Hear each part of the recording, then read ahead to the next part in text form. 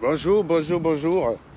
Partagez rapidement, j'ai pas beaucoup de temps parce que, contrairement aux autres jours, je dois voyager le soir, il faut que je mange ce midi. Donc, je peux pas rester jusqu'à la fin de la pause. Donc, partagez, regarde, partagez rapidement. Partagez-moi les bêtises. Partagez-moi les bêtises. Donc, ce midi, on va parler de Amougou Bellinga parce que bon, il y a un buzz sur Amougou Bellinga. Et ben moi, je dois pas rater mon buzz là-dessus. Voilà, et comme d'habitude, j'aurai jamais la même analyse que la plupart des autres.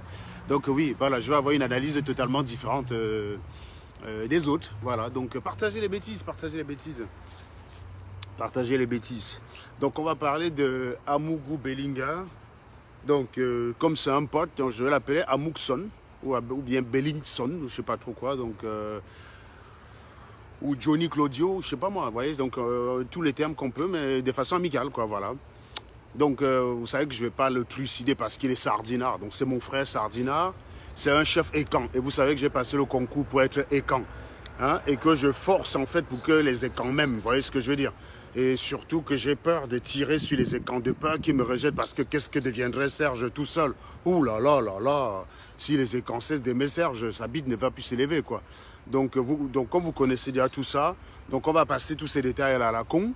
Hein, donc ça permet déjà à ceux qui n'avaient que ça comme chose à vomir, hein, de dégager du direct et d'aller faire autre chose. Voilà. Donc, je vous invite à partager, partagez rapidement. Tout le monde parle de Amougou Bellinga. Et comme moi, je cherche le buzz et que je vendrai même ma grand-mère pour les vues, hein, si ça peut me donner des vues, tant qu'on y est. Hein, vous voyez ce que je veux dire? Donc, vu que vous êtes les rois de parler de tout, sauf du fond de ce qu'on discute, je vous aide un petit peu. Donc, celui qui a aussi les arguments que de dire que je fais ça pour chercher les vues, il a compris que lui aussi peut passer sa route. Vous voyez ce que je veux dire? Il peut passer sa route tranquillement, gentiment, le plus simple du monde. Vous voyez ce que je veux dire? Voilà. Donc, je vais aborder la question Amougou. Alors, la question Amougou. Amougou Bellinga, ces derniers, je vous fais beaucoup parler de lui, bien sûr.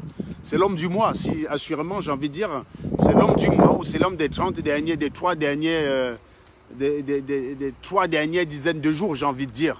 D'abord parce qu'il a fait virer Ernest Obama, qui est un dinosaure quand même de sa chaîne radio. Et croyez-moi, prendre souvent ce genre de décision, ce n'est pas facile, mais ça témoigne surtout d'un certain courage, hein, de prendre ce genre de décision. Parce que c'est quand même... Vision 4, c'est Obama, quoi. Voilà. Vision 4, c'est pas Parfait Haïti et toi. Vision 4, c'est pas Bruno Bidjan, que je ne connaissais même pas.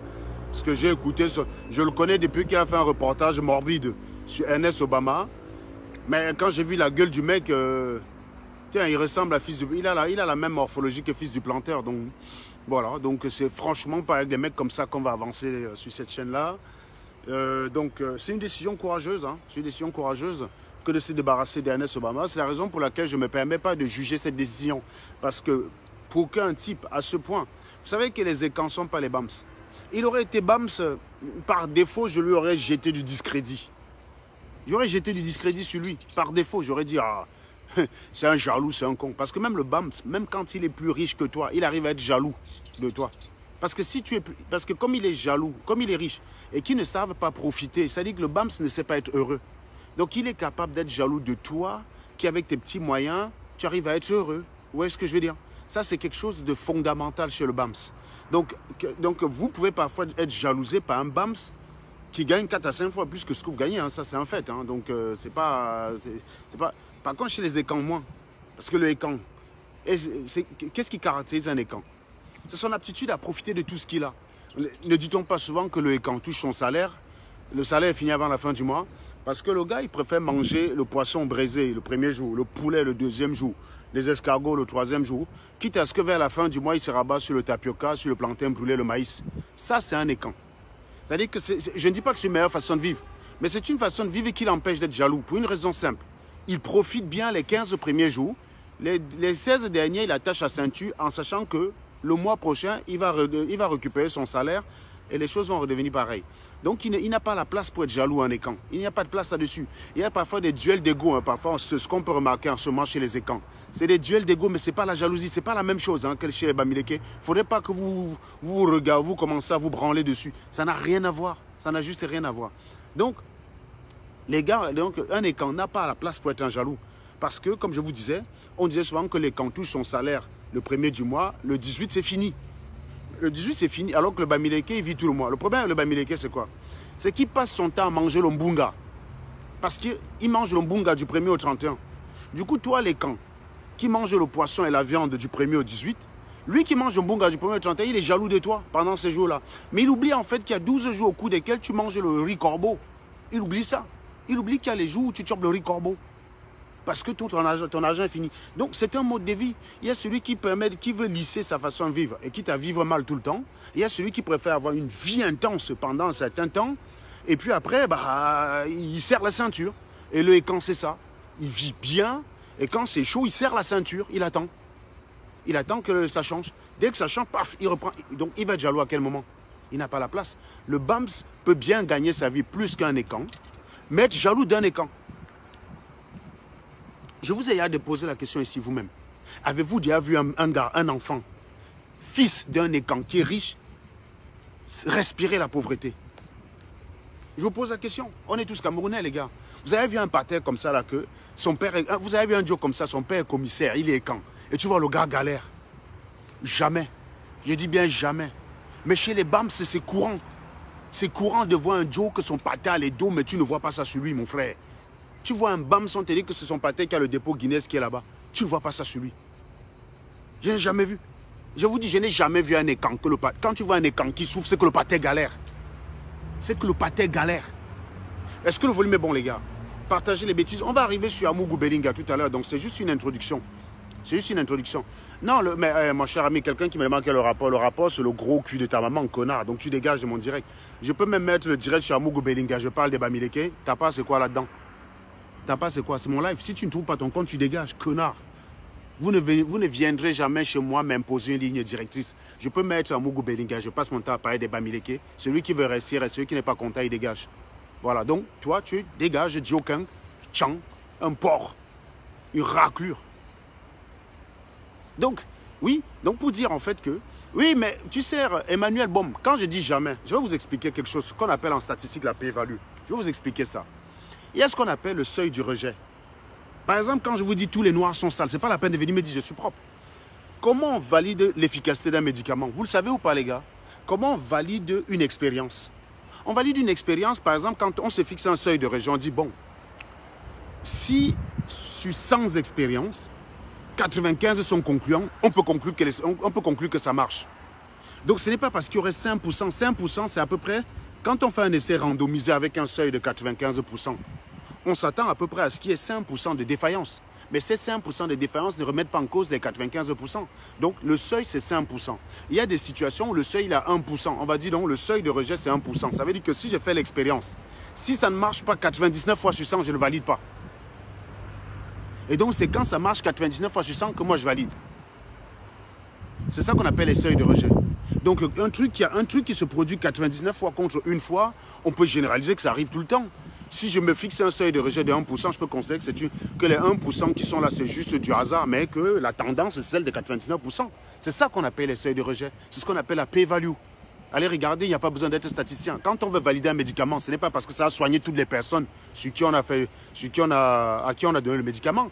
C'est parce qu'on s'est fixé un seuil de rejet, on dit bon, là, ce médicament-là, si ça marche à 98%, eh bien, on peut conclure qu'il est fiable. Donc, le seuil de rejet, il est de 2%. Donc, c'est comme ça que le médicament que tu vas prendre, quand tu prends le paracétamol, tu crois que c'est parce qu'on a dit que ça soignait tout le monde, mais c'est parce qu'on a fait des essais, on a fixé un seuil. Dans le nucléaire, le seuil il est de 0,001%. C'est-à-dire que quand on a une probabilité d'un événement qui dépasse ça, on dit qu'on s'arrête, on s'arrête. Quand la probabilité est inférieure, on considère que ça ne va pas se passer. On considère que c'est impossible que ça arrive. Et ça marche. C'est une question de seuil de rejet, ça dépend des applications. Donc la plupart du temps, le seuil c'est 5%. On se fixe 5%. On dit voilà, à 5%, si c'est inférieur à 5%, on valide. Si c'est supérieur à 5%, on rejette. Donc si je dis que le noir est sale, si sur 100 quartiers que je trouve au Cameroun, j'arrive à avoir 95 qui sont sales, je considère que les noirs sont sales. C'est vrai. C'est pas parce qu'il y aurait trois quartiers qui seraient propres que ça contredirait ma règle. Ça correspond à ce qu'on a en droit d'attendre avec un seuil de rejet à 5%. Voilà. Donc c'est pas parce que vous êtes propre que vous allez venir m'attaquer. Non. combattez la majorité. Si on passe ce temps à ne regarder, il faut chercher l'essence des choses et pas les marges. Ne cherchez pas la marge, cherchez l'essence. C'est pareil qu'en France, quand on dit que les Blancs sont propres, c'est parce que, bon, excluons les quartiers où il y a les Noirs et les Arabes, hein. Vous prenez 100 quartiers blancs, où il n'y a que les Blancs, de A à Z, il n'y a pas un Arabe, vous allez regarder, ils seront propres tous les 100 quartiers. Mais vous allez au Cameroun, vous prenez 100 quartiers où il n'y a que des Noirs. Même Martin Luther King le disait. Martin Luther King avait dit à un moment donné que les gars, je comprends que vous ne pouvez pas aller à Paris acheter du L'Oréal. Vous ne pouvez pas aller à Londres acheter des Swarovski. Vous ne pouvez pas aller, mais les gars, vous pouvez au moins acheter le savon. Vous pouvez au moins acheter le savon. Vous pouvez acheter du savon, les gars. Vous voyez ce que je veux dire? Voilà. Et c'est pareil quand on veut dire qu'une gars est belle. Juste pour conclure, c'est revenu sur ce que je disais tout à l'heure, pardon. Parce que j'aime bien quand je parle dans les sciences. Quand on veut dire qu'une gars est belle, ce n'est pas... Par exemple, si vous voulez dire que... Si vous voulez comparer, je ne sais pas moi, Irène Barga à Salomène, si l'échantillon, la population où vous la comparez, c'est la basse, évidemment, Salomène sera plus belle.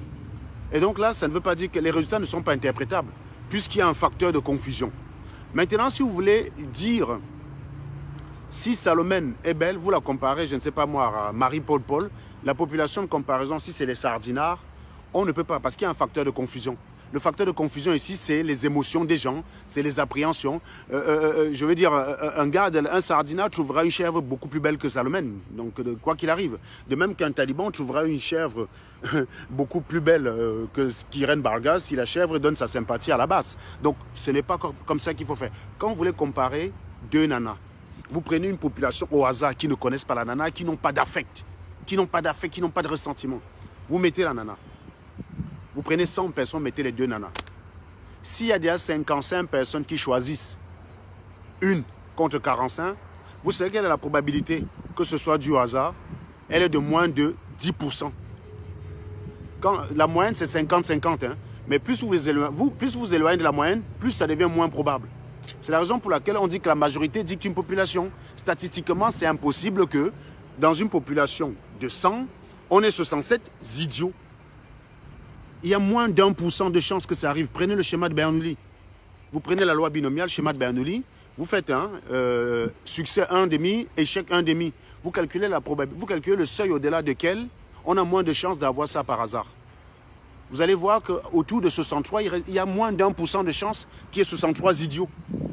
Donc c'est pour ça que la majorité, oui, quand la majorité choisit, on a toujours de bonnes raisons de penser que c'est un choix raisonnable. Parce que la probabilité pour que tous les idiots soient concentrés dans la majorité, elle est presque nulle. Maintenant, c'est pareil pour une gars. Vous prenez deux gars, vous supposez qu'il y a une chance sur deux qu'elle soit belle, une chance sur deux qu'elle soit laide. Vous les mettez dans une population de 100. Si les garçons kiffent, vous allez voir qu'on aura 49, 51, 52, 48 tout au plus. Mais il y a plus de 50% de chances qu'elles aient 50-50. S'il y en a une qui a 60 et l'autre a 40, on peut considérer que celle qui a 60 est bien plus belle. Pour une raison simple. 60, la probabilité que ce soit par hasard. La probabilité qu'on mette les deux par hasard, 60 personnes prennent l'une et 40 l'autre, elle est de moins de 7, elle est de moins de 3%. Quand vous êtes à 63, s'il y a 63 qui choisit une, la probabilité que ce soit dû au hasard, c'est moins d'1%. C'est-à-dire qu'il y a moins d'1% de chances que ce soit dû au hasard qu'on ait choisi celle-là. Donc il y a forcément une raison. Ça veut dire que le hasard peut être rejeté. Comme on peut rejeter le hasard, ça veut dire que s'il y a 63% de personnes qui l'ont choisi, c'est bien qu'elle est plus mot que l'autre. Il n'y a pas besoin que ce soit 100%. Il n'y a pas besoin. Il n'y a pas besoin que ce soit 100%, je vous le dis. Je vous dis, il faut se fixer simplement un seuil. Vous dites, je me fixe un seuil. Si on atteint un résultat qui a 1% de chance de se produire par hasard, je considère que ce n'est pas du hasard. Par exemple, si je me fixe un seuil de 1 sur 100, avec un seuil de 1 sur 100, c'est 63 personnes. Avec un seuil sur 1 sur 10 000, c'est 70 personnes. En gros, s'il y a 70 personnes qui choisissent une, par hasard, et 70 personnes que vous ne connaissez pas, si 70 personnes se dirigent sur une et 30 sur l'autre, eh bien, il y a une chance sur 10 000 que ce soit dû au hasard. Et comme il y a une chance sur 10 000, je peux rejeter le hasard et de dire non, ce n'est pas dû au hasard. Donc, il y a forcément une raison pour laquelle 70% ont choisi cette personne-là. Et le principe de parcimonie, ou le rasoir d'Occam dit toujours que quand vous avez un événement qui a plusieurs causes possibles, il faut choisir la cause la plus probable, le principe de parcimonie. Eh bien, la cause la plus probable, c'est simplement que celle-là soit plus belle que l'autre. Voilà. Voilà comment on fait une expérience. Et c'est comme ça qu'on raisonne quand on veut mettre en place un médicament. Ce n'est pas du hasard. Ce n'est pas du hasard. Quand on veut valider un médicament, c'est comme ça. Ce n'est pas du hasard. On fait une série d'expériences randomisées. On ne cherche pas 100% parce que ça ne sert à rien. Parfois, 63 victoires sur 100 suffisent largement pour dire c'est fiable. Parce que la probabilité pour que ça arrive par hasard est nulle.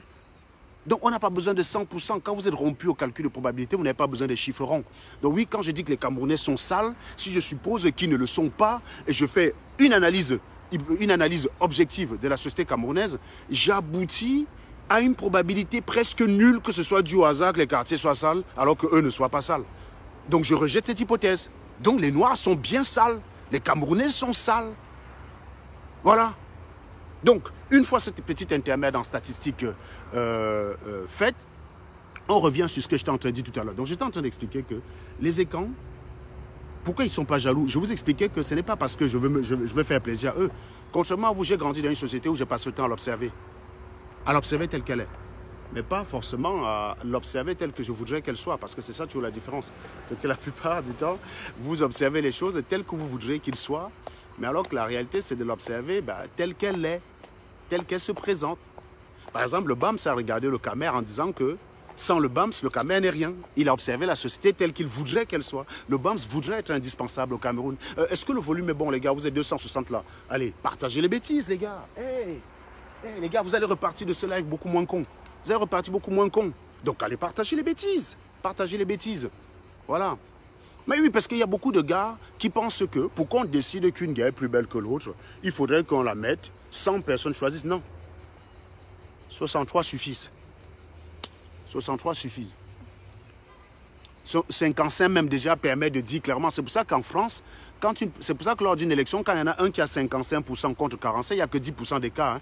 Mais on parle de large victoire. Hein? Quand on a 53-47, on parle de large victoire. Alors qu'il n'y a que 6%. Alors qu'il n'y a que 6% d'écart entre les deux. Mais on dit large victoire. Ce n'est pas pour rien. Ce n'est pas pour intensifier la victoire. C'est parce que 53 contre 47. Par hasard, ce n'est pas possible. C'est très peu probable. Donc c'est que le gars a convaincu, man. Donc il a gagné. Ouais, c'est comme ça. Quand vous faites les statistiques, ce n'est pas simplement pour avoir la note. La vie, c'est la statistique, mon pote. La vie, c'est la statistique. Vous feriez mieux d'avoir des petites notions. C'est plus fiable que le marabout. Je n'ai jamais été chez le marabout, mais pourtant, je peux prévoir plusieurs choses à l'avance et ça se produit. Je peux prévoir plusieurs choses à l'avance, mais avec une précision inégalable. Et ça se produit. Pas parce que je suis marabout. Je ne crois pas en ces connards là, c'est les crétins. Pourquoi les marabouts ne vendent pas Paul Biya aux femmes là? Pourquoi les bamis? Vous êtes trop fort dans la sorcellerie. Vendez donc Paul Biya aux femmes là, non? Vous mettez comme une fois. Vendez Paul Biya aux femmes là, vendez à Tanganji aux femmes là, puisque vous êtes trop fort. Vendez, mais hein, ou votre femme là, c'est vraiment pour qu'il votre mouna. C'est ça, non? Les avions de nuit là. Pourquoi vous dites avion de nuit qu'on peut voyager dans la boîte de sardines là? Pourquoi vous vous cassez la tête à aller faire la route? Hein, Max qui avait dit qu'il était notable à Bayangam là. Pourquoi tu n'es pas parti voir un chef, on te transforme en boîte de sardines, tu voyages tranquillement, tu allais risquer ta vie dans le désert. Donc vos conneries là, ça ne marche pas. Vous ne convainquez que des ignares avec ça. Vous ne pouvez convaincre que des écervelés. Mais ça ne marche pas parce que vous-même vous le savez. Vous êtes là, vous combattez comme Paul Biya depuis des mois. Mais vendez Paul Biya dans femme là. Pourquoi vous ne le vendez pas dans femme là? Le femme là n'existe pas. C'est juste une croyance parce que vous êtes des porcs dans votre cerveau pour croire à des conneries pareilles. Ça ne marche pas. Vendez-moi dans femme là, regardez d'où. Si je daille là, ma famille peut récupérer même 500 colos. Ma famille peut récupérer 500 colos. Direct. En plus d'avoir la maison complètement remboursée. Hein, c'est fini. J'ai dit si je daille là. Moi, si c'était moi qui étais dans la place, mon petit frère, ma famille serait riche aujourd'hui, puisque mon petit frère venait de commencer. Il entrait à peine dans la vie professionnelle. Donc, il n'avait pas encore tous les engagements qu'il y a derrière. Mais vendez-moi dans femme là, ne vous inquiétez pas, vous gardez les dos. Vous qui avez mon macabo là, vendez-moi dans femme là. Faites aussi que mon pied se casse, que je reste comme ça en direct, mon pied se casse comme pour Winnie Savannah. Hein? Vendez-moi dans femme là. Donc, c'est une façon de vous expliquer que vous avez parfois des notions, il vous manque beaucoup de notions, et que quand les pros parlent, il faut apprendre, vous prenez le cahier, vous notez, au lieu de venir dire « Oh, traître, oh, tu cherches les vues ». On cherche les vues, le gros cul de vos mamans. Je suis justement bien placé pour savoir que ça n'apporte rien. Voilà Ekanga. Et Kanga, c'est quelqu'un qui est très suivi. Quand il fait un post, il y a 3000 likes. Il est encore obligé de porter les livres sur sa tête pour venir vendre dans les marches. C'est bien la preuve que vous ne servez à rien. C'est la preuve que vous ne servez strictement à rien. Regardez Camille Leberti ou Kerti le Bamite. N'est-ce pas, il est votre star? La star des congosseurs, de la basse. Vous l'aimez quand il fait de Kangossa. Oh, Berti le Camille, tu es un sage. Oh, tu es l'unique. Oh, tu es un vrai Africain. Mais il est encore obligé de porter ses livres pour aller vendre. Mais logiquement, s'ils étaient aussi célèbres que ça, rien que le nombre de followers qu'ils ont, c'était les commandes à distance, PayPal. Il n'aurait même pas besoin de se casser. Le gars même, il vous promet qu'il peut même partir poster à votre place. Même ça, il est obligé encore de porter les livres sur son dos, sur sa tête, alors qu'il n'a même pas de voiture. Que ce soit les Kanga, comme Berti Kamit, ils ne sont pas véhiculés. Ils ne sont pas véhiculés, les gars. Ils sont obligés en plus de porter leurs livres pour venir vendre. Vous dites alors que les vues servent à quoi, mon frère? Soyons sérieux. Les vues servent à quoi? Si j'écris mon livre et je fais les mêmes efforts que j'ai même plus de chances de vendre mon livre plus qu'eux. Hein? Parce que mon livre parle de l'Afrique. Je peux aller donner des conférences au Kenya. Tu vas aller donner quelle conférence au Kenya? Donc vous voyez en fait le problème. C'est rigolo. Donc vous êtes les premiers. Celui qui est mieux placé pour savoir que les vues n'apportent rien, c'est celui que vous soupçonnez le plus de chercher les vues. Quand je dis partager, c'est une façon de dire j'apporte du bon sens. Toucher le maximum de personnes susceptibles d'en être intéressées. C'est de ça qu'il est question. Et rien que ça. Pas plus que ça. 350 personnes. Continuez de partager, les gars. Cette page a beaucoup de mal à démarrer. Hein? Donc, partagez les bêtises. Et ensuite, je reviens. Donc, j'étais en train de parler de la jalousie des Bams. Donc, je disais qu'un Bams, c'est quelqu'un, il ne faut pas être surpris, qu'un Bams puisse être jaloux de vous, alors que techniquement, il a plus de moyens que vous. Vous allez avoir un Joe.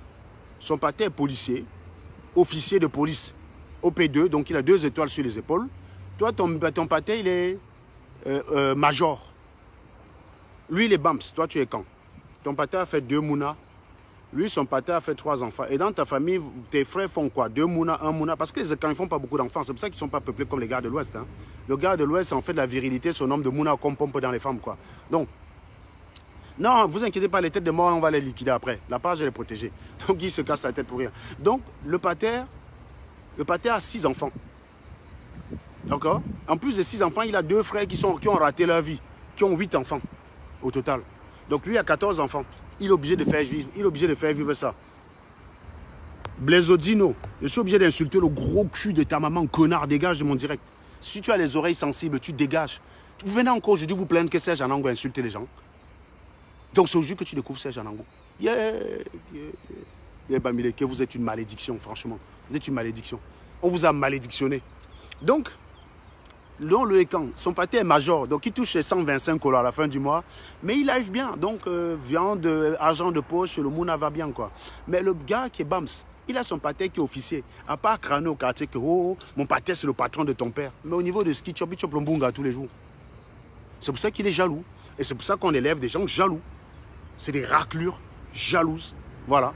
Donc, tout ça pour dire que si Amougou Belinga, ah oui, c'est quand même pas mal l'introduction, hein, 23 minutes d'introduction à Amougou Belinga, où on a parlé de statistiques, de p-value et des choses comme ça. C'est ça les lives de Serge Anango. Hein? C'est autre chose que les lives d'Amer Kamer qui est mon pote. Hein? Vous n'allez pas apprendre les p-values sur les lives d'Amer Kamer. Donc c'est la marque de Serge Anango, c'est de prendre un sujet de n'importe quoi pour essayer de vous faire grandir dans votre cerveau. Parce que c'est ce qui m'importe le plus. Donc, si Amougou Belinga était en Bamileke, oui, j'aurais eu un a priori négatif sur lui vis-à-vis du licenciement d'Ernest Obama.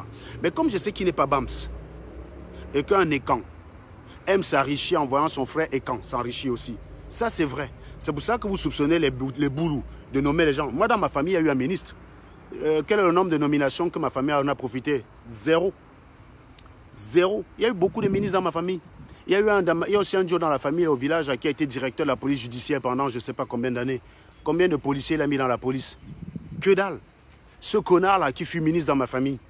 Quand il est devenu ministre, mon pâté travaillait à la frontière de l'Est, là-bas vers Kenzu. On l'avait affecté là. Il avait ses dos, il pouvait travailler là-bas même 6 mois, même sans aller toucher son salaire.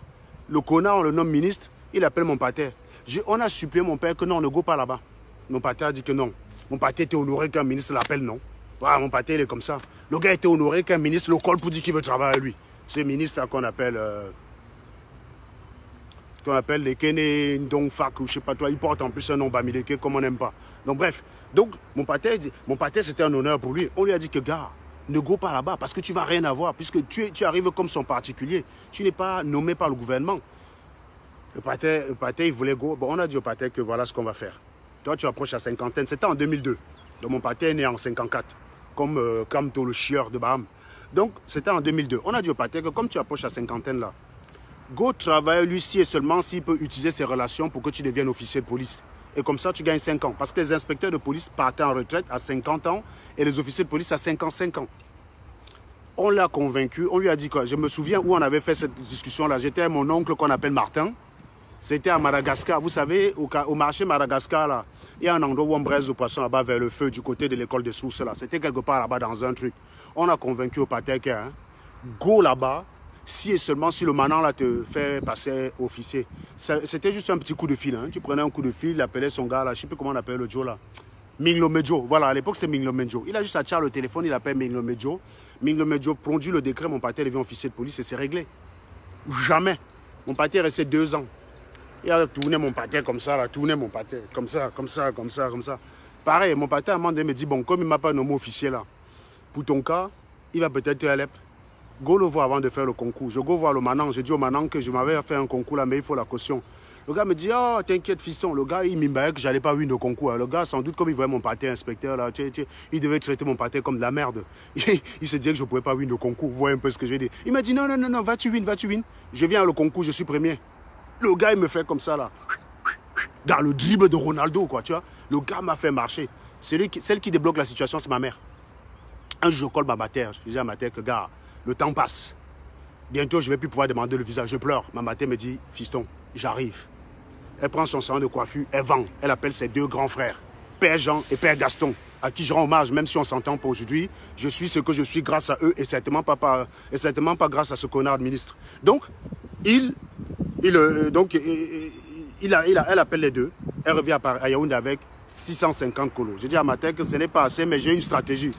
On a donc fait ce qu'on appelle une fausse caution de rapatriement et une fausse caution et une attestation de prise en charge bidule. Comment on appelle ça? Attestation évidemment irrévocable. Donc on m'a fait un document de ce genre, j'ai demandé le visa avec, je l'ai eu. C'est quand le gars voit que j'ai le visa, le ministre en question, bon, du coup là, on te le tient parce qu'il n'a qu'une fois que tu as le visa, quoi qu'il fasse, tu vas voyager. Même à pied, tu peux travailler. Tu peux même bosser avec le visa. Il y a quelqu'un qui dit le père attend de ça, mais dégage du direct, vous pouvez quitter. Mais ce qui est incroyable, les cons, c'est le fait de vouloir à tout prix faire savoir que vous êtes con. Mais vous pouvez être con et caché, les gars. Ce n'est pas un mérite d'être con, hein. Si tu es sur le direct, tu ne trouves pas ton compte. Il y a 500 personnes là qui regardent. Respecte-le, tu dégages, connard. Bref. Donc, voilà comment... Vous aimez parler de l'histoire de Serge Anango à la place Anango? Si c'était Max qui avait fait un direct pour parler de mon histoire, Bertie Locami, tu serais sur son direct. Parce que ça aurait été forcément dépeint en mentant à mon désavantage. Quand c'est moi qui raconte mon histoire moi-même, ça vous emmerde.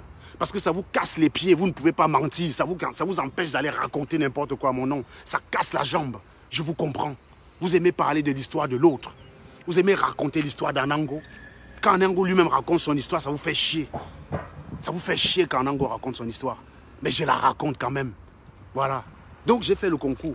Donc je suis arrivé. Donc voilà. C'est quand le gars voit que j'ai le visa, il comprend que quoi qu'il arrive, je vais partir. C'est là qu'il envoie un mec dans son ministère là.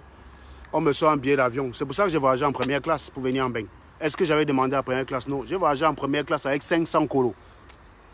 Là où les gars arrivent avec 5 millions, je suis arrivé avec 500 colos. Donc dans ce pays-là, quand je vous dis j'ai un patrimoine qui approche les 600 colos, ou 700 000 euros, je suis arrivé avec 500 colos dans ce pays. 500 colos, c'est 763 euros. 763 euros, c'est le capital auquel je suis ici là. Donc quand je me vante là que je gagne 5 colos, je sais d'où je viens mon frère. Je suis arrivé dans ce pays avec 763 euros. Capital et intérêt réunis, mon pater était même endetté pour ça. C'est-à-dire que mon pater avait prêté ça à la Réunion. C'est quand mon pater a tient mon passeport, il est go à la Réunion comme ça pour dire, regardez, quand moi j'ai le visa, je ne sais même pas, je n'ai même pas billet d'avion, je n'ai ni billet d'avion ni argent pour venir en France. Ma maman a cotisé tout ce qu'elle a cotisé que vous avez vu là. Ça a permis d'avoir le visa. Donc mon pater prend le papier comme ça là, il go à la Réunion avec. Il dit que mon fils, quand ton fils a le visa, tu deviens crédible mon frère, tu deviens crédible. Les gars qui n'auraient pas prêté 50 couleurs à mon père la veille, ils ont prêté les dos. Donc je remercie aussi le monsieur Eli en question qui s'était avalisé pour prêter l'argent à mon père. Il s'appelle monsieur Eli.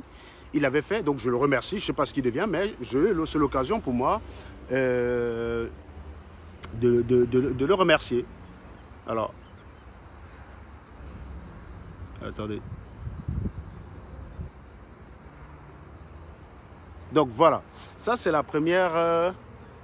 ça c'était la première chose, ça c'est la première chose. Donc oui, là, voilà. Et donc c'est comme ça que je suis arrivé, c'est comme ça que j'ai voyagé. Donc vous voyez, pour dire qu'un Bamileke, il n'aide pas forcément son frère. Alors que vous reprochez au boulot comment? Que quand ils ont le pouvoir, tous les frères sont dedans, non? Vous allez dans un ministère qui est gouverné par un Bamileke, il n'y a que les écans. Au ministère de la ville là, tous les... Mais à part le secrétaire particulier du ministre, un homme très sympathique dont j'ai oublié le nom, avec qui je m'entendais super bien, c'était lui qui était Tchang. C'était le seul. Choufak Bernard Nestor, je crois, il s'appelait Choufak. Un homme d'une grande culture, d'une grande richesse. Une grande richesse humaine, Choufak Bernard Nestor, si j'ai bonne mémoire. C'était lui le secrétaire particulier du ministre. Un type qui aurait, s'il avait les moyens, oui, il me payait la caution tout seul. Il avait saisi l'importance pour notre village, que je puisse partir. Mais il n'avait pas les moyens, il ne pouvait pas faire pression. Donc, oui, les Ekans ne sont pas jaloux, c'est pour ça qu'ils aident leurs propres frères.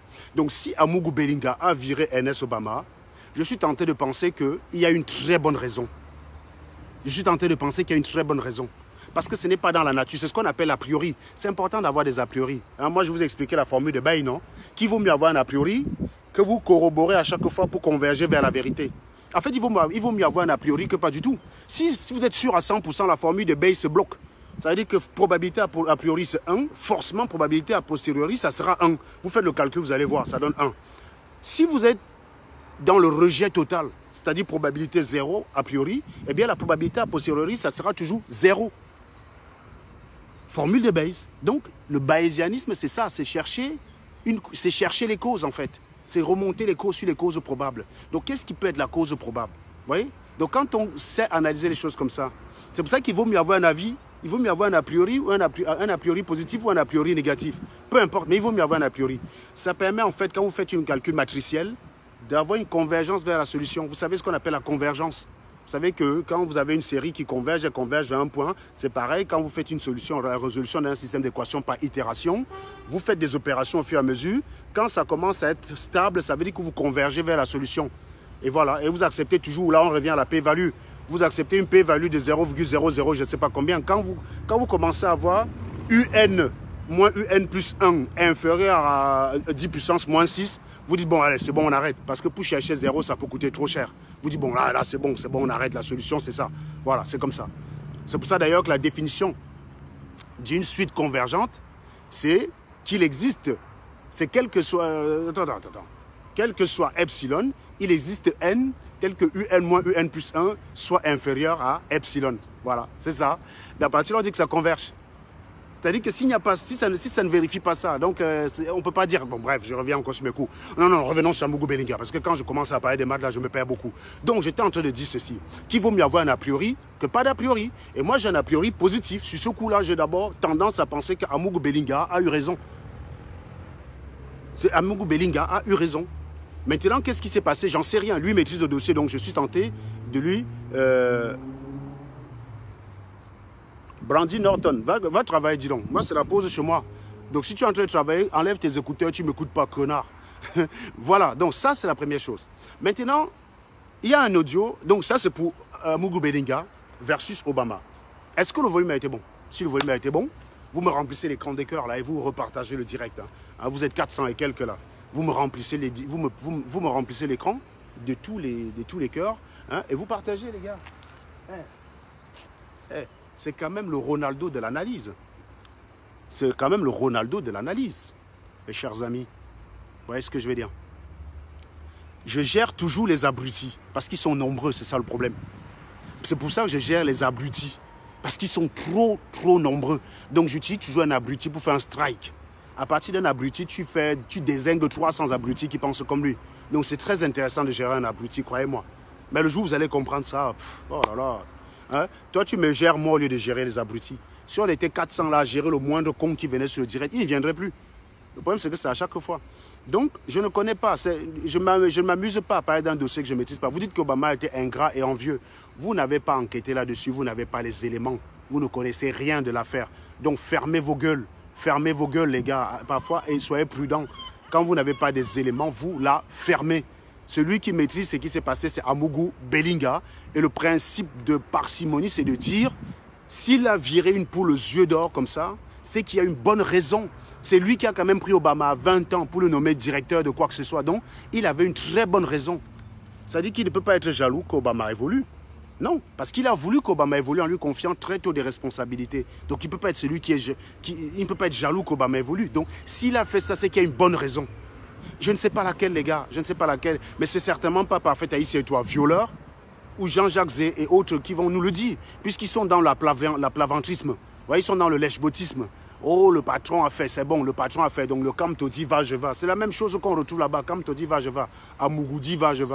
Ils ne disent pas exactement ce qui se passe. Ils se contentent de dézinguer Obama pour plaire aux gens. Ils ne donnent pas les éléments, ils ne donnent pas les explications. Il faut venir avec une analyse froide, des explications froides. Voilà ce qui s'est passé, voilà ce qu'Obama a fait. Nous vous laissons juger. Ne dit que les faits. Le rôle du journaliste, c'est ne dit que des faits, que des faits et que des faits. Bon, on sait très bien que ce n'est pas toujours évident. Hein. Le journaliste est toujours sans cesse partagé entre les faits et la ligne éditorialiste. La ligne éditoriale, pardon, de son journal, le journal auquel il travaille, il est obligé de composer avec les deux. Mais la base, quand même, c'est ça. C'est quand même ça. Si vous voulez qu'on descende Obama, mais il faut dire ce qu'il a fait. On ne sait pas ce qu'il a fait. On n'a que des supputations. Ces gens qui lisent la lettre dans l'enveloppe. Donc ça ne m'intéresse pas. Je ne sais pas ce qu'Obama a fait. Voilà. Et bizarrement, il y a toujours les gens qui soutiennent Obama, qui vont insulter Amougou Bellinga, et ceux qui soutiennent Amougou Bellinga, qui vont insulter ceux qui soutiennent Obama, et on n'a jamais la vérité. La vérité, en fait, ça dépend de celui, des émotions de celui qui est là. Suivant. Et donc suivant, en fait, ses obédiences, il va choisir un camp plutôt que l'autre. Mais ce ne serait pas la vérité. Ce serait simplement voilà, quoi, des émotions, de l'affect. Voilà, moi, je ne suis pas dans cette affaire-là. Donc, je préfère dire que je fais confiance à un PDG. Le PDG, son travail, c'est de faire de l'argent. Si Obama ramène de l'argent, il n'a aucune raison de le virer. Alors, si Obama ramène de l'argent et que derrière, il en pique, et qu'au final, la balance est négative, il peut le virer. Et mettre Bruno Bidjan qui n'a aucun charisme à la place. Donc, c'est pour dire que soyons prudents. Donc, principe de parcimonie, je fais confiance à Amougou Bellinga pour sa décision, sous réserve que j'ai des éléments après. C'est un avis que je suis susceptible de modifier en fonction des éléments objectifs qui me seront présentés. Pour l'instant, ce n'est pas le cas, donc je ne prends pas parti, je ne tire pas sur un, je ne tire pas sur l'autre. Maintenant, revenons sur l'audio d'Amougou Bellinga qui circule. L'audio d'Amougou Bellinga qui circule, hein? Voilà, est-ce que le volume était bon pour cette première partie qui a duré 37 minutes? On va attaquer l'audio de Amougou Bellinga que tout le monde a écouté. Alors, si le volume fut bon, vous me remplissez l'écran de cœur parce que ces derniers temps, c'est quand même il y a un phénomène bizarre là que j'observe. J'ai fait des directs, il y a 200 personnes, j'ai raccroché à 20 likes. J'ai dit, ok. Donc les gars ont recommencé à avoir mon macabo comme ça. Je vous dis, hier, j'ai fait un live en arrivant au boulot. Il y avait 200 personnes qui regardaient. Quand je ferme le live, je vois 14 likes. J'ai dit, hein? J'ai dit qu'heureusement que je ne compte pas dessus pour avoir le salaire. Ça veut dire que les gars sont en train de dire que j'ai vendu mon frère pour avoir les likes. Donc j'ai vendu mon frère pour rien alors. Non mais les gars, franchement. Donc si le volume est bon. Je suis le Ronaldo de l'analyse. Je suis le Ronaldo de l'analyse. C'est quand même autre chose que d'écouter Sandy Boston. On est d'accord? C'est quand même autre chose que d'écouter les Karine Jouffue Richard. Hein? C'est quand même autre chose que d'écouter les Narcine Barga que j'apprécie par ailleurs. Hein? C'est quand même autre chose. C'est des analyses objectives et scientifiques. Quand vous voulez des analyses juridiques, pas très souvent objectives, hein, je le dis, hein, de mon frère Junior Zogo. Allez chez Junior Zogo. Entre deux affects qu'il peut parfois avoir, il y a beaucoup de juridiques qui sont dits, qui pourraient vous servir. Voilà. Mais moi, c'est beaucoup plus de l'objectivité. La science, c'est un peu, voilà. Donc, si le volume a été bon, on attaque la deuxième partie. On a écouté un audio que j'ai écouté hier soir. J'ai découvert ça. Le gros cul de ta mater, Nelson. Je ne te connais pas. Nelson, le gros cul de ta mater comme ça, voilà. Go acheter l'accord de Shofoku. Go aussi dit qu'on a insulté ta mater. Que Serge Anango a insulté ta mater. Tu commences à me détester. Je te précise qu'on n'a pas la même mère. Je ne te connais pas. Je ne connais pas. Voilà. Et en plus, tu ne me ressembles pas. Hein? J'ai cru entendre qu'il y a un gars qui a fait un live une fois pour renier un autre frère, soi-disant parce qu'il ne ressemblait à personne. C'est Niat est le mangeur de caca là. Donc, je précise que est-ce que tu me ressembles? La ressemblance, c'était quand tu étais bébé, on disait que tu es la photo de Serge. Depuis là, je ne vois pas la ressemblance. Donc, tu n'as pas la même mère que moi. On t'a volé à l'hôpital, on a donné à ma mater. Donc, j'ai dit le gros cul de ta mater, Nelson. Voilà. Bien. Donc, on revient à l'audio de Amougou Bellinga hier. vis-à-vis d'un ambassadeur. Ah, il y a des gens qui s'obstinent, la pleureuse s'est lancée. Ah, on ne peut pas parler comme ça, un ambassadeur, voilà. Subitement, les talibans qui détestent tout ce qui est à Paul Biya étaient directement du côté de l'ambassadeur. Ah, non. Donc vous insultez Paul Biya en France tous les jours d'assassin. Vous voulez aller bloquer Paul Biya dans les hôtels Méris, mais vous êtes très inquiet de la façon dont on écampe à un ambassadeur. Ça, c'est quand même intéressant. Et ça, c'est super intéressant. Toujours les contradictions. Toujours les contradictions. Ah, on ne peut pas parler comme ça à un ambassadeur. C'est quand même une excellence. Et gna gna gna gna gna. Et vas-y, chacun y va de son analyse. Je tiens à vous expliquer que vous, les Bamileke, vous n'avez pas compris quelque chose. Vous pensez que la vie est facile. Si Amougou Belinga parle comme ça à cet ambassadeur, c'est parce qu'il lui a fait manger. Mon cher ami, quand quelqu'un te donne à manger, quel que soit ton rang statut, si tu as donné à manger, le jour qu'il te parle, tu l'okchou. Si tu ne veux pas que quelqu'un te parle bizarrement, ne te compromets pas. Amougou Belinga a parlé exactement comme j'ai entendu El Chenou dans un audio parler à Salomène, qui peut écraser tout sur son passage. Ce n'est pas vous que ça doit choquer. Ce n'est pas vous que ça doit choquer. Voilà. Si Amougou Belinga parle comme ça à un ambassadeur, c'est parce qu'il sait qu'il le tient par les couilles. Mais c'est l'ambassadeur qui s'est compromis. Mais quand tu es ambassadeur, mon cher ami, tu sers ton pays, connard. Tu ne sais pas tes intérêts. Donc si Amougou Belinga ne te tient pas les youks, là, les coucougnettes, là, tu sais, le petit truc là qui pend entre les jambes. Ben, s'il te parle comme ça, c'est parce que tu t'es compromis. Voilà. Donc tu es le premier responsable. Non mais sérieusement, soyons sérieux, franchement. Vous pensez que si même Grégoire Ona, même à Tangandji, vous pensez que s'il m'a au téléphone, il peut me parler comme ça? Non, soyons sérieux. Non, je vous dis sincèrement, prenez n'importe quel sardinard. Vous pensez que s'il m'a au téléphone, il peut me parler comme ça? Vous pensez que si Amougou Belinga m'a au téléphone, il peut me parler comme ça? Il ne pourra jamais me parler comme ça. Je dis bien jamais. Quand vous vous compromettez, la vie n'est pas facile, les gars. Quand vous voulez la facilité, assumez les conséquences. Donc, Amoukson, je suis que derrière toi. Écrase-me-les. Écrase-me-les. S'il a envoyé sa femme Pina avec toi pour les dos, c'est son PB. C'est son PB. Écrase-me-les. Voilà les gars qui ont dit que parce qu'un Joe Abringunga aux États-Unis, il avait le droit de la kill. Et donc, toi, Amougou Belinga, il a chopé tes dos et tu n'avais pas le droit de lui dire ferme ta gueule. Dans le sens bamileke du terme, tu as même le droit de le kill, Amougou. Tu as le droit de finir avec lui. Donc, tu es même trop gentil. C'est pour ça que quand les gars disent que tu as un grand cœur, Amougou, tu es très gentil parce que non seulement tu l'as insulté, mais tu as dit que tu pouvais porter atteinte à sa carrière, mais que tu vas préférer en rester là. C'était un signe de grand cœur. Dans cet audio, il y a un côté, un connard qui s'est compromis, qui n'osait même pas parler bafoué, parce que lui-même, quand vous sentez, c'est ce qu'on appelle l'éthos. C'est ce qu'on appelle l'éthos. C'est-à-dire que quand vous regardez le rapport de force, quand vous regardez le rapport de force qui est entre les deux, vous comprenez qu'il y a un qui a dominé et un autre qui n'a pas dominé. Et ce n'est pas une histoire d'argent, ce n'est pas une histoire d'opulence. Je vous dis qu'Amougou Belinga, malgré ses milliards, il m'appelle, il ne peut pas m'expliquer comme ça, mon frère. Il ne peut pas. Il va commencer comment? Il va commencer comment? Pour qu'il puisse m'expliquer comme ça, là, il faudrait déjà qu'il m'embauche, de un. Mais qu'il me donne un salaire que je ne mérite pas. Parce que s'il m'embauche, il me paye un salaire que je mérite, mon frère, ça veut dire que je lui apporte exactement ce qu'il me paye. Donc il ne peut pas me parler comme ça, jamais, jamais, jamais. Il ne peut pas me parler comme ça. Si vous êtes payé à un poste où vous apportez autant que vous gagnez, on ne peut pas vous insulter parce que le gars, il trouve son compte. Mais si vous apportez moins que ce qu'il vous donne, mais à ce moment-là, ça devient du favoritisme. C'est normal qu'ils te tiennent par les coucougnettes, mon garçon. Ils te tiennent par les coucougnettes. Ils te tiennent par les youks, comme on dit chez nous. Voilà. Donc, excusez-moi, sur ce coup, je suis 100% derrière Amougou Belinga. Donc, quand quelqu'un t'a nourri, que tu es parti te compromettre, c'est pas que tu as travaillé pour Amougou Belinga, il t'a versé un salaire. Parce que sinon, il ne te parlerait pas comme ça. Parce que Amougou Belinga a remarqué que, certes, il a fait arrêter Obama, mais il ne lui parle pas n'importe comment, parce qu'il sait aussi ce qu'Obama lui a apporté. Bon, il se trouve qu'Obama, peut-être, s'est compromis. On ne sait pas encore à quel niveau. Et je recommande la prudence sur cette affaire-là. Mais pour ce qui est de l'ambassadeur, à coup sûr, on sait qu'il a été compromis. Parce que même un homme d'affaires, même Bolloré au Cameroun ne parlerait pas comme ça à l'ambassadeur de France au Cameroun. Sauf si l'ambassadeur de France s'est compromis. Sauf si c'est à plat ventre. C'est ça quand vous faites quand vous couchez à plat ventre. Quand vous couchez à plat ventre. Mais vous vous compromettez. Donc, non, ce n'est pas une question de il ne veut pas taper dans la fourmilière, il va se faire descendre. C'est aussi peut-être qu'il ne veut pas s'emmerder. Parfois, il faut aussi accepter que ça peut être un homme bon. Ça peut aussi être un homme bon, tout simplement, qui n'est pas là pour nuire aux gens.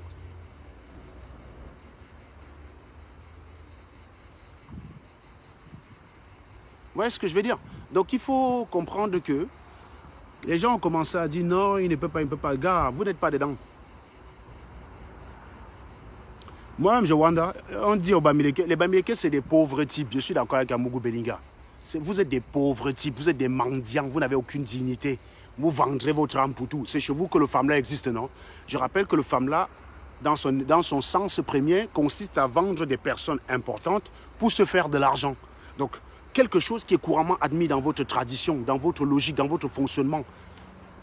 Elle est où la frontière entre vendre son âme? Quand vous voyez que les Bamileke ont choisi de m'insulter, de m'appeler traître, au lieu d'affronter le chenou, violeurs, escrocs, malhonnêtes, quand ils ont vendu leurs âmes, vous ne pouvez pas être surpris. On vous parle des gens qui ont comme conception que c'est normal que je... C'est un peu comme si j'ai Platini. Je vends Platini aux femmes là parce que je veux les dos.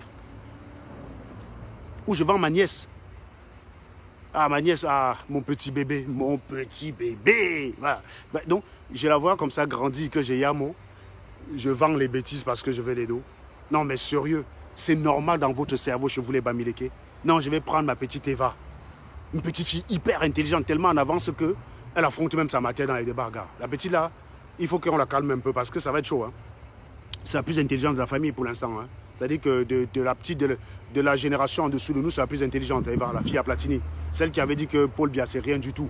Donc pour vous dire le sens d'analyse en fait. Donc, c'est pour dire qu'elle comprend très vite ce qui se passe autour d'elle. On ne lui a pas demandé de dire. Elle comprend très vite son environnement. Donc je vais prendre ma nièce.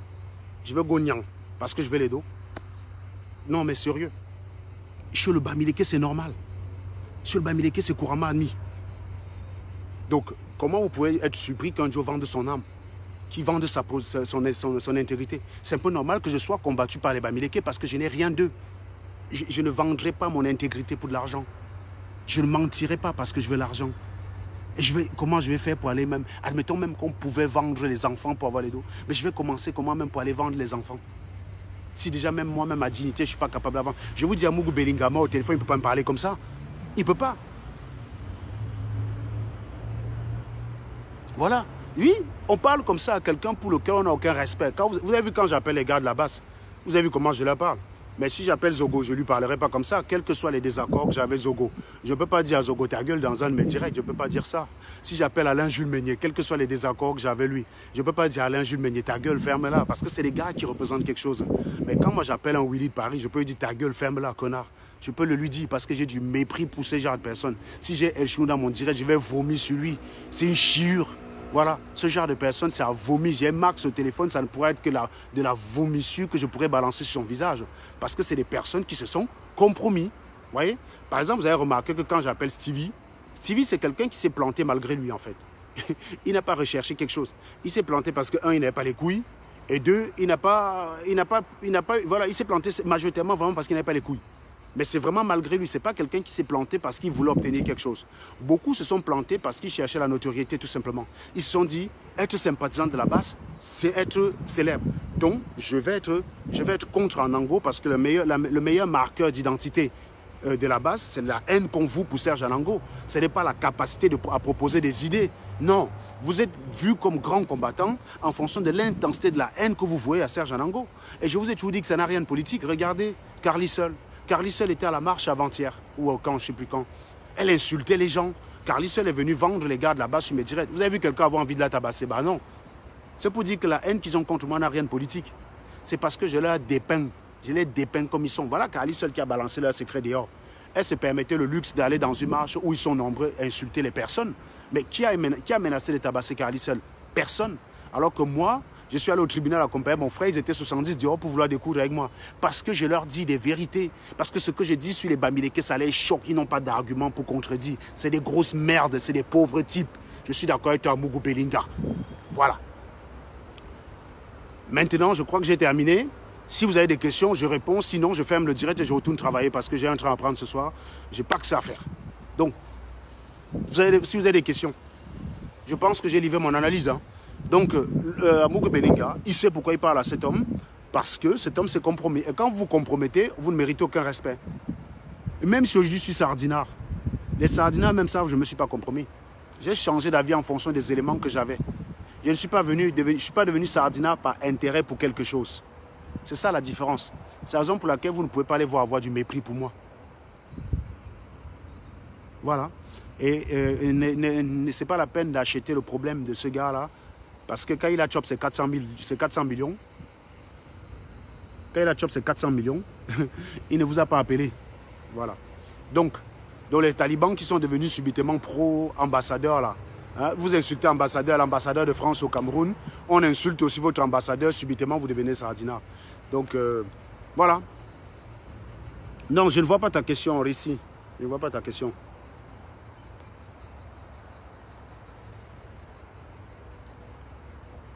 Eh bien, la petite guéguerre qui a chez les écans est très simple. Comme je vous ai dit, ce n'est pas une guerre de jalousie, c'est une guerre d'ego. C'est-à-dire que ce n'est pas parce que l'un va gagner qu'il va essayer de tuer l'autre. Voilà. Ce n'est pas les mêmes types. Leur guéguerre, c'est des guerres d'ego. Chez les écans, quand ils font la guerre, c'est la guerre d'ego. C'est simplement que c'est entre gens qui ont les couilles. C'est-à-dire que c'est chacun qui sort sa paire de couilles, qui dépose sur la table et on pèse. Voilà. C'est ça la guerre chez les écans. Ce n'est pas la même chose chez les Bamileke. Chez les Bamileke, c'est le rienton qui attaque celui qui a tout réussi. Donc c'est des guerres de jalousie. C'est le rienton qui va chez le marabout pour qu'on tue celui qui a réussi. C'est ça la guerre chez les Bamileke. Chez les écans, ce n'est pas la même chose. C'est une guerre d'ego. C'est entre personnes couillues. Vous avez bien vu, quand vous voyez Junior Zogo affronter, par exemple, je ne sais pas moi, Alain Jules Meignet ou bien Narcine Baga, c'est pas du même acabit qu'un Bertie le Camille qui veut m'attaquer. Hein? On n'a pas vu Billy Akele faire des directs pour attaquer Alain Jules Meignet, par exemple. Ouais, c'est pas le même genre. Pas le même genre. Il y a une hiérarchie, il y a une caste là-bas qui est respectée et qui va... Voilà, c'est tout. Donc c'est une guerre d'ego et malheureusement, c'est quelque chose qui est universel sur la planète. Les hommes sont remplis d'ego et oui, c'est universel sur la planète. Moi, par exemple, je n'ai pas d'ego. Mais je fais partie des rares qui n'ont pas parce que tout le monde m'a toujours dit ça, que tu es bizarre, que tu es spécial. Oui, je n'ai pas d'ego. Je ne cherche pas l'ego. Je ne cherche pas à dominer les gens. Je cherche à dominer les gens avec des arguments, pas à dominer les gens physiquement, à dominer les gens psychologiquement. Ça ne m'intéresse pas. Je n'ai pas besoin de ça. Voilà. Donc, oui. Oui, donc, autre question? Autre question ou pas?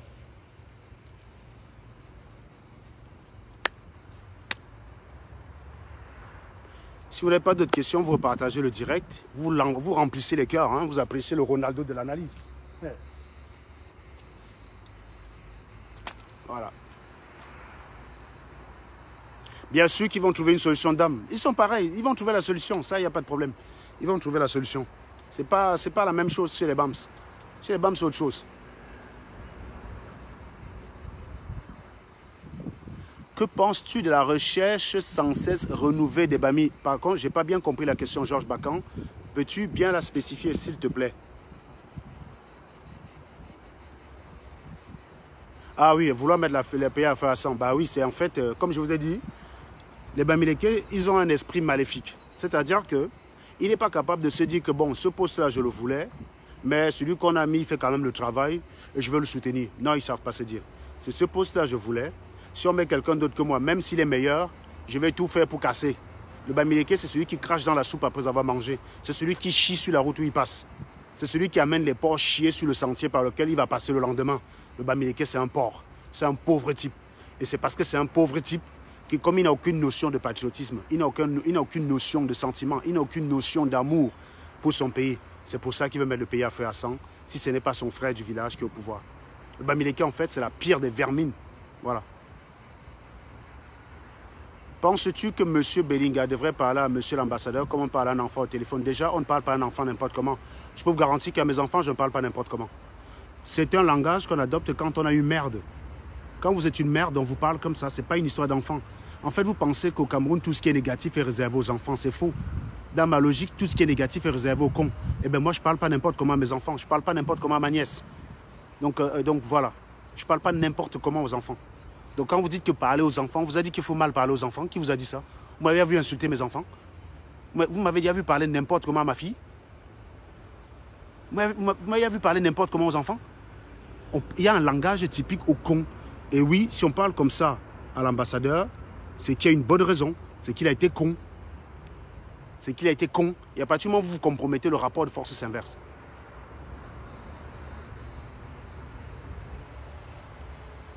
Do, s'il te plaît, Anango, Réni, les Bami, tu supplies les écans pour être bêtis.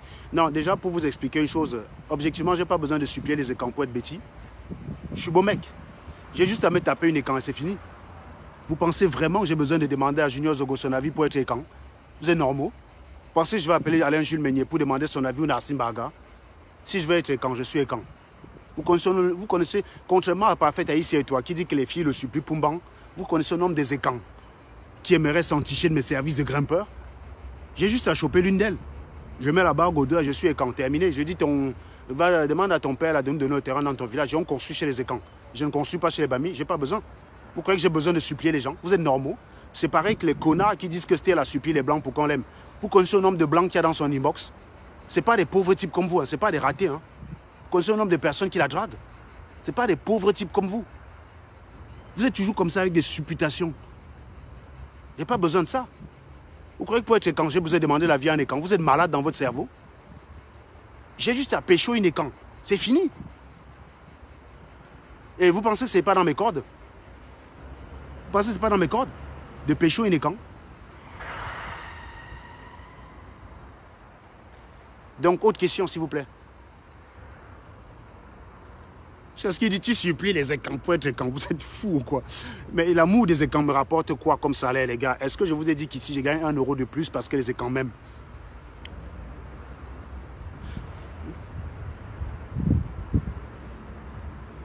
Bien. Il y a quelqu'un qui me demande d'expliquer. Le sophisme, en fait, c'est une technique d'argumentation. Celui qui sait que je vais finir en psychiatrie, là, reste dans ton coin, tu attends, non? Si tu es sûr de ton coup, pourquoi tu vas encore bavarder? Reste dans ton coin, tu bois tes bières, tu attends le jour que j'ai fini en psychiatrie. Donc, pour l'instant, c'est Winnie Savannah qui finit en gériatrie. Voilà, vous passez autant à me souhaiter des trucs, mais c'est chez vous que ça se passe. Le sophisme, en fait, c'est une technique d'argumentation fallacieuse. Vous voyez ce que je veux dire? C'est une technique d'argumentation fallacieuse qui, en apparence, elle est logique. Pour quelqu'un qui n'est pas un profane, c'est logique. Pour quelqu'un qui n'est pas bien construit mentalement, ça tient la route. Mais qui est dénué de tout sens, au sens même de la logique. Au sens même de la logique. Vous voyez ce que je veux dire? C'est un peu, par exemple, si quelqu'un dit, s'il n'a pas plu,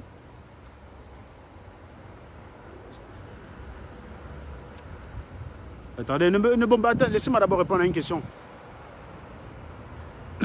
Voilà. C'est comme quelqu'un qui dit, s'il pleut, le sol est mouillé. S'il ne pleut pas, le sol n'est pas mouillé. Voilà. Prenons la phrase, s'il ne pleut pas, le sol n'est pas mouillé. Ça paraît logique. Si on part du principe que s'il pleut, le sol est mouillé, quelqu'un qui dira, s'il ne pleut pas, le sol n'est pas mouillé. Vous voyez ce que je veux dire? Le problème, en fait, c'est que cette phrase n'est pas vraie. Parce que ça, c'est l'équivalence de la réciproque, en fait. Donc ça, c'est du sophisme, par exemple. Parce que le sol peut être mouillé, même s'il n'a pas plu. Il suffit, par exemple, qu'on arrose. Par exemple, les pelouses qui sont autour de moi, là, il n'a pas plu depuis un moment dans le sud. Hein. Mais ces pelouses sont vertes, parce que c'est arrosé. Donc, il peut ne pas pleuvoir, le sol est mouillé. Maintenant, le sophisme du faux écossais. Le sophisme du faux écossais consiste à changer le critère d'une chose au fur et à mesure qu'on a des éléments contradictoires. Prenez un exemple. Un vrai Bamileke ne critique jamais sa tribu. Ça, voilà. On prend une proposition comme ça. Un vrai Tchang ne critiquerait jamais sa tribu. Eh ben, par exemple, Makim Bia te fait remarquer qu'attention, Serge Anango, il est pourtant Bamileke, et toi tu dis ben non, c'est un faux Bamileke. C'est ça le sophisme du faux écossais. C'est en fait décrédibiliser quelqu'un qui a quitté une organisation, non pas en s'attaquant aux raisons pour lesquelles il a quitté l'organisation, mais en s'attaquant simplement à la personne. Par exemple, j'étais dans la basse. Voilà, un vrai combattant ne quitte jamais. Un vrai combattant ne change jamais d'avis. Oui, mais enfin, Serge Anango, vous avez dit que c'était un vrai combattant. Vous avez dit que... non, pardon. Un combattant ne change jamais d'avis.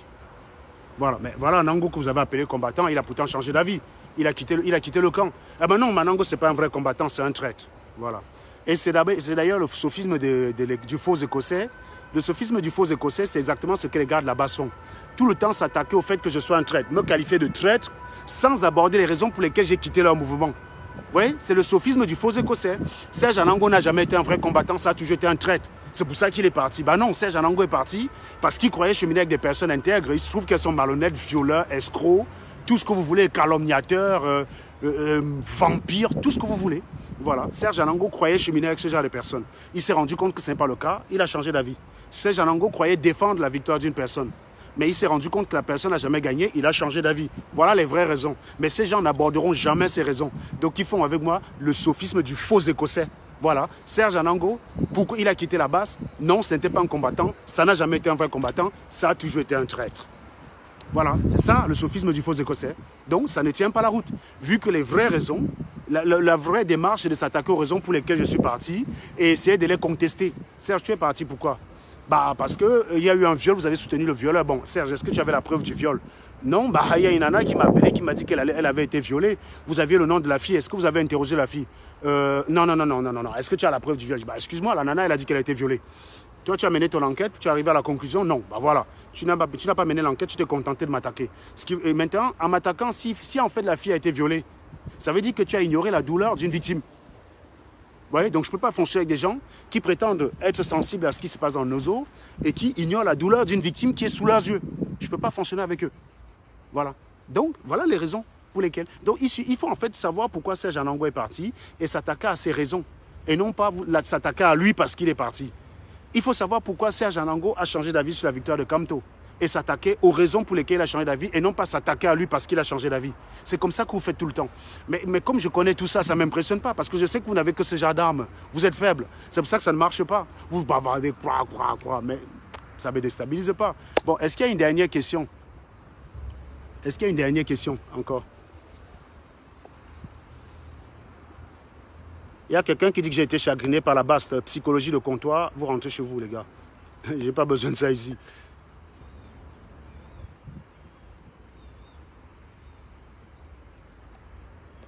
Voilà. Donc ça, c'est voilà, la psychologie de comptoir. La psychologie de comptoir, ce n'est pas sa place ici. Si tu considères que quitter un groupe parce qu'il y a eu viol, escroquerie, et on a soutenu les violeurs, on m'a attaqué moi, c'est être chagriné, tu n'as rien à faire ici, man. Tu n'as rien à faire là. Donc il y a une autre question ou pas, les gars? Parce que... Une autre question?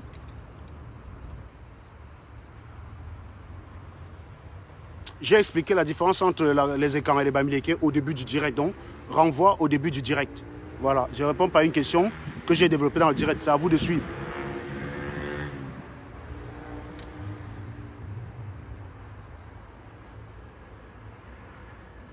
Zéro, le jeune Orona, c'est zéro. C'est une... Elle est nulle. Il y a quelqu'un qui dit qu'une gars qui a déjà 5 ans sans tout mal, le viol, c'est bienvenu. Je suis d'accord avec toi, mais le viol, ça reste une relation non consentie. Hein. Si la fille est consentante, il n'y a pas viol. Donc si c'est bienvenu, il n'y a pas viol. Ça veut dire que la fille est consentante. Voilà. D'autres questions? A priori, plus d'autres questions. Bon, est-ce que le volume a été bon? Si le volume a été bon, tous ceux qui ont trouvé le volume bon, écrivez-le. Dites que j'ai été content d'assister à ce direct parce que j'ai beaucoup appris. Et écrivez-le, ça ne vous fera pas de mal. Et je sais que les Ekans auront plus à faciliter l'écrit que les Bamileke qui, eux, ont appris. Et elle est aussi là la différence entre être Ekan et être Bamileke. Regardez que ceux qui vont répondre, c'est les Ekans. Écrivez-là, j'ai beaucoup appris, j'ai aimé ce direct et je reviendrai. Et vous partagez, vous envoyez les cœurs. Écrivez-le. Écrivez-le. Je vous donne quelques minutes pour ça.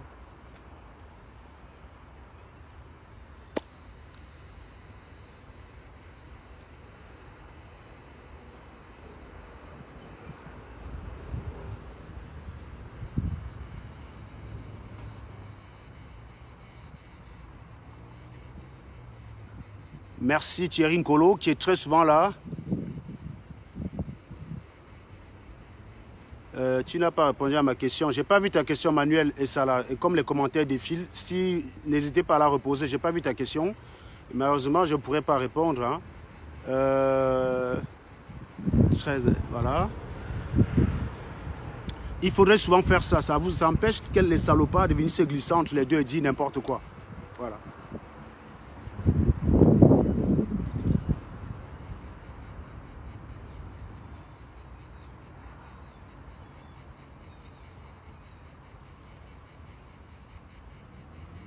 Le sophisme du faux écossais, ce n'est pas le soufisme. Hein.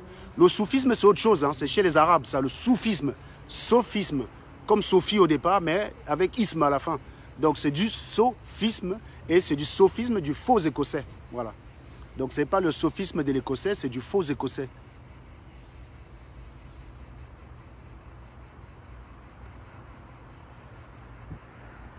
Oui, je suis tout à fait disponible pour ça, Léonie, Giovanni, machin là. Giovanni, bien sûr, je pense contribuer déjà à cela avec les petits vidéos que j'ai fait là. Donc oui, bien sûr, bien sûr.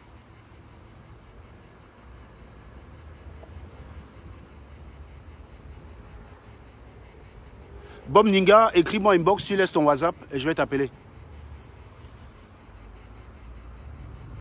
Ah, Jean-Claude Onamanga, comment tu vas? Jean-Claude, s'il te plaît, écris-moi inbox. Tu me laisses ton numéro. Mais Ona, toi, tu vois comment les Bamileke ont gâté la politique. Avant, toi et moi, qui étions adversaires, hein?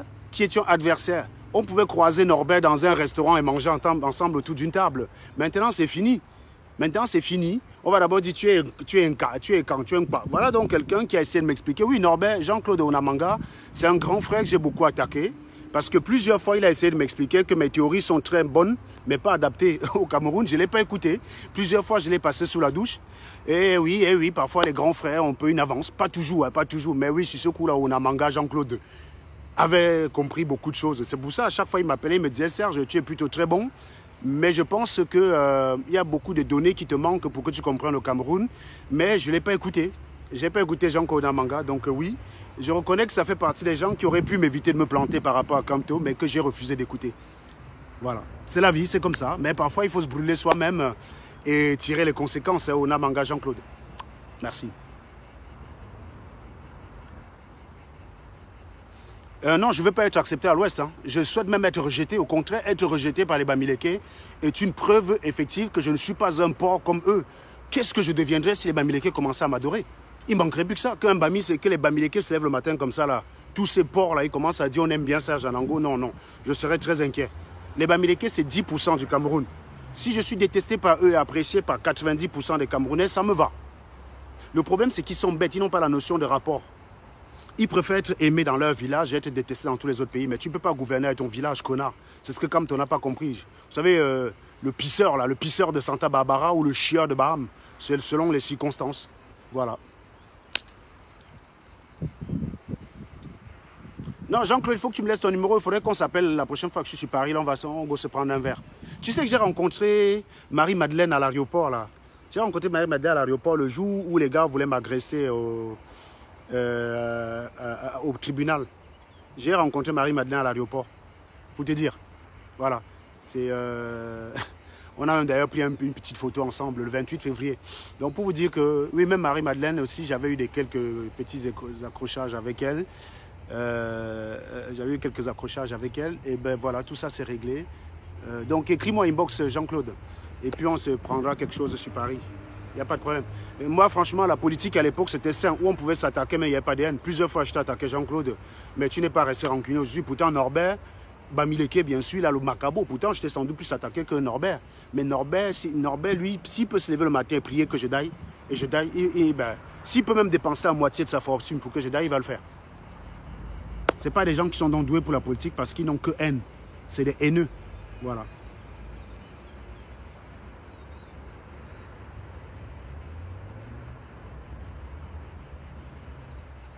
Voilà, donc merci beaucoup.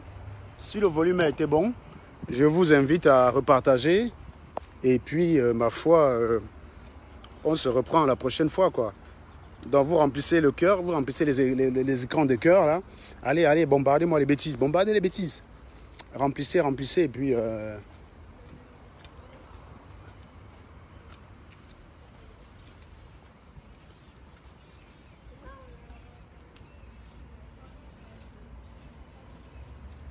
Alors, les membres de ma famille, je vais vous dire, ceux qui me soutiennent dans mes prises de position, c'est que mes frères. Les cousins, non. Les cousins n'ont pas assez de couilles. Et donc, je ne sais pas ce qu'ils en pensent. Mais j'ai quelques cousins qui ne seraient pas spécialement tristes s'il m'arrivait un accrochage, quoi. Vous imaginez un peu. Vous pensez que je suis dur simplement avec les gens dehors? Avant d'arriver sur Facebook pour fumer les gens, j'ai d'abord bien fait le ménage. J'en ai massacré quelques-uns dans ma famille.